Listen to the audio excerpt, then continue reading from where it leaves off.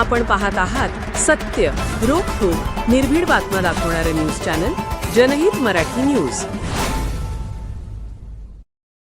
लौरी येथील श्री बडेबाबा विद्या मंदिर या शाळेच्या अनेक बाबतीत अनियमितता झालेली आहे व बोगस कागदपत्राच्या आधारे संस्थेचे रजिस्ट्रेशन करण्यात आलेले आहे. सदर अनियमिततेबाबत धर्मवीर छत्रपती संभाजीराजे शौर्य प्रतिष्ठान महाराष्ट्र या संघटनेमार्फत व ग्रामपंचायत कार्यालय लहुरीच्या वतीने आपल्याला वारंवार निदर्शनास आणून देऊनही आपण त्यावर कुठलीही कार्यवाही न केल्याने धर्मवीर छत्रपती संभाजीराजे शौर्य प्रतिष्ठान संघटना व ग्रामपंचायत कार्यालयाच्या वतीने लोकशाही मार्गाने आमरण उपोषण सुरू केले आहे. या आमरण उपोषणाचा 3 दिवसांचा कालावधी उलटला आहे, तरी आंदोलनकर्ते हे त्यांच्या मागण्यावर ठाम आहेत. सदरील उपोषणाला शासकीय कर्मचारी यांनी कोणीही भेट देण्यासाठी आले नाहीत, परंतु श्री बडेबाबा विद्यालयाचे मुख्याध्यापक व सर्व शिक्षकांनी येऊन उपोषण सोडण्यासाठी विनंती केली. आम्ही तुमच्या सर्व विषय मार्गी लावूत, आम्हाला वेळ द्या असा आग्रह केला, परंतु उपोषणकर्ते जोपर्यंत आमच्या सर्व मागण्या मान्य होत नाहीत तोपर्यंत आम्ही उपोषण सोडणार नाही या भूमिकेवर ठाम आहेत. शाळेचे मुख्याध्यापक व शिक्षक यांनी केलेले प्रयत्न असफल ठरला. उपोषणाच्या दुसऱ्या दिवशी संस्थेचे अध्यक्ष श्रीमती खांडेकर मॅडम यांनी उपोषण स्थळाला भेट देऊन उपोषणकर्त्यांचे प्रश्न जाणून घेतले व उपोषणकर्त्यांना उपोषणापासून परावृत्त करण्यासाठी विनंती केली, परंतु उपोषणकर्ते हे त्यांच्या भूमिकेवर ठाम असल्यामुळे व त्यांनी विचारलेल्या प्रश्नाचे उत्तर श्रीमती खांडेकर मॅडम यांना देता न आल्याने उपोषण सोडण्यासाठी आलेल्या संस्थेचे अध्यक्षा श्रीमती खांडेकर मॅडम यांनाही काढता पाय घ्यावा लागला.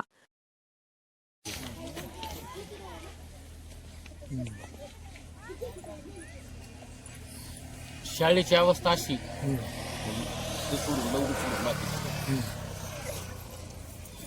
शिक्षक आहेत, स्टुडंट नाहीत. आमचे तर वेगळे स्टुडंट आहेत, शिक्षक नाही. त्याच्या उपर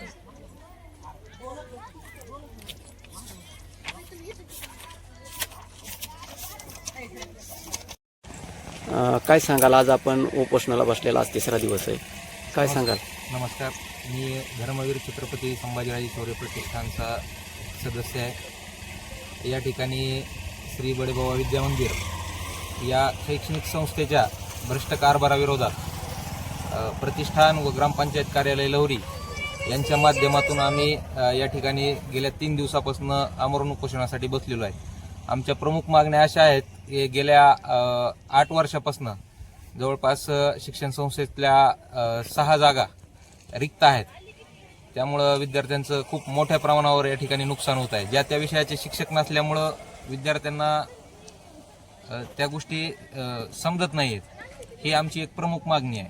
त्याच्यानंतर जो ग्रामपंचायतचा जो PTR आहे, त्यापेक्षा जे ग्रामपंचायतचं रजिस्ट्रेशन जे करायचं असते ते संस्थेनं केलेलं नाही. रजिस्ट्रेशन करते वेळेस जो ग्रामपंचायतचा PTR दिलेला आहे तो एकदम चुकीच्या पद्धतीचा आहे.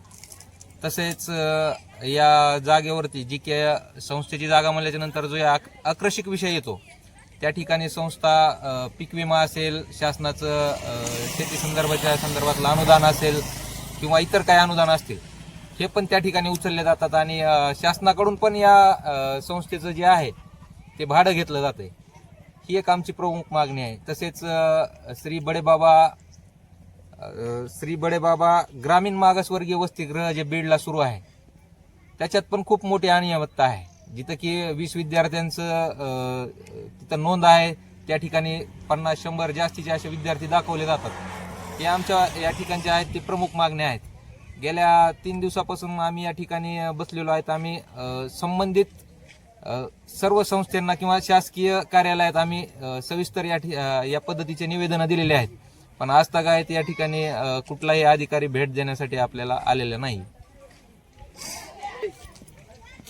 या उपोषणाच्या माध्यमातून आपण शासनाकडे जी मागणी केली याचे तर पाठपुरावा जर नाही केला किंवा शासनाने याच्याकडे दुर्लक्ष केलं तर आपली काय भूमिका असेल पुढली?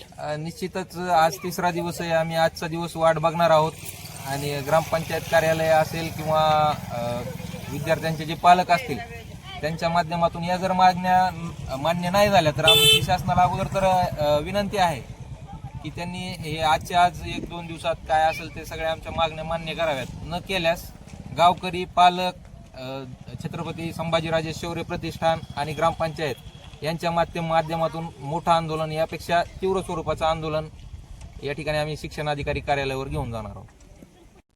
जनहित मराठी न्यूज चॅनलला लाईक करा, शेअर करा आणि सबस्क्राईब करा.